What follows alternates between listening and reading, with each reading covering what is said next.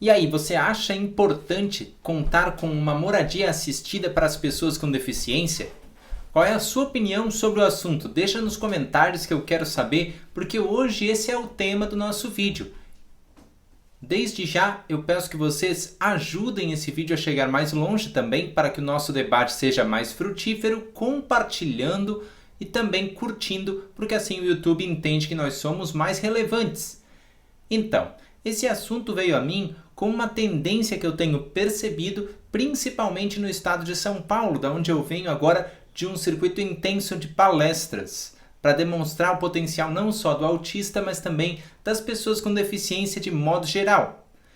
E uma das possibilidades que eu encontrei foi essa residência assistida, uma tendência que já existe na Europa há muito tempo. O país referência para isso, se vocês forem pesquisar, é a Holanda, e agora gradualmente está chegando aqui no Brasil. E um dos lugares que mais recebe essas ideias é o estado de São Paulo. As iniciativas são ter uma residência que favoreça as atividades básicas da vida diária, ou seja, tudo aquilo que nós realizamos dentro de casa e que, sem perceber, faz com que o nosso desenvolvimento seja melhor a cada dia. Coisas como organizar a casa em si, organizar seu quarto, a rotina da cozinha, tudo isso é, de alguma forma, terapêutico, e hoje a ciência está se debruçando nesse olhar para entender como a estruturação do dia a dia favorece as pessoas com deficiência no seu desenvolvimento. Lembrando, o desenvolvimento não é sempre positivo, nós temos também as recaídas, nós temos também aqueles momentos onde a gente precisa de ajuda, e as residências assistivas vêm como uma carga a mais para quem considerar necessário que haja esse desenvolvimento sempre ótimo. E também as residências assistivas, como eu tenho percebido no modelo em que elas estão, elas oferecem não só uma convivência estruturada, mas uma convivência com a comunidade e também ainda a oportunidade de termos um olhar e uma atitude mais proativa para com aqueles que a vida deu caminhos e jeitos de pensar e sentir esse mundo que são diferentes. Onde há uma residência assistida, eu vejo que há a chance das pessoas eliminarem obstáculos das suas atitudes. Eu não sei o que vocês pensam a respeito disso. Mas, a meu ver, pelo que visitei lá em São Paulo, eu estive na cidade, por exemplo, de Dois Córregos, e eu percebi muito isso, que a comunidade fica instigada a saber qual é o conceito de uma residência, o que ela tem que ser para ser adaptativa, e também o conceito de que as pessoas com deficiência, quando julgam necessário, podem deixar essa residência, podem se inserir de maneira bastante comum em uma comunidade. Está tudo na decisão da própria pessoa, pois até onde eu pesquisei e senti essa realidade na prática, as pessoas com deficiência são consideradas aí indivíduos nesses lugares. É um apoio terapêutico a mais, é uma estruturação mais marcada, mas ainda assim são pessoas que convivem por grupos de afinidade e que podem decidir deixar essas residências, pelo menos no modelo em que eu vi.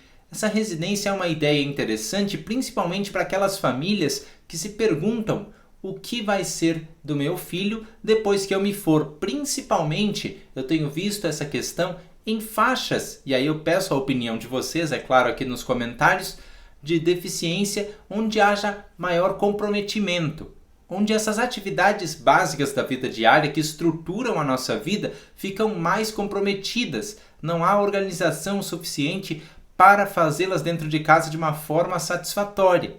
Então a residência seria esse lugar onde a pessoa convive, faz grupos de amizade e aprende.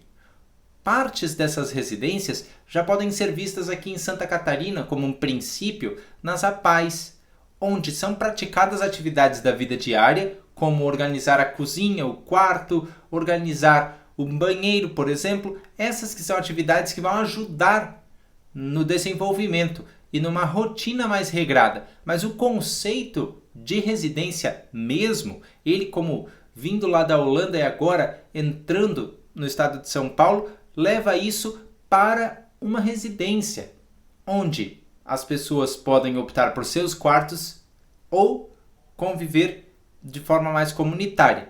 é um conceito que está se estabelecendo e à medida em que essa informação vai passando, nós vamos mudando a nossa percepção de que a pessoa com deficiência, quando não tem apoios, ela pode contar com esses lugares de braços abertos e pode sim fazer a sua caminhada, ter o seu desenvolvimento sempre ótimo, um passinho a cada vez, com foco no protagonismo, conhecendo cada interno dessas residências e fazendo uma comunidade terapêutica florescer lá dentro. E os apoios, a própria pessoa com deficiência vai escolhendo para ser os seus andaimes do desenvolvimento, seus scaffoldings, que eu tanto falo aqui no Diário de um Autista. É para mim a possibilidade de uma pessoa com deficiência ser definitivamente o ator principal da sua vida e também ter vivências com outros grupos. Novamente, eu gostaria que vocês compartilhassem essa nova tendência que está acontecendo para que cada pessoa tenha sua opinião e que juntos nós divulguemos a ideia de que esta é uma possibilidade no horizonte que pode ser muito parte da rotina de algumas famílias de pessoas com deficiência, se julgarem necessário. Tem profissionais adaptados e muito engajados, diversão, uma congregação com a comunidade.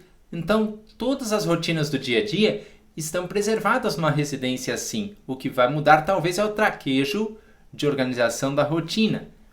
E essa comunidade terapêutica vai absorvendo também vocabulários da comunidade que está ao redor dela.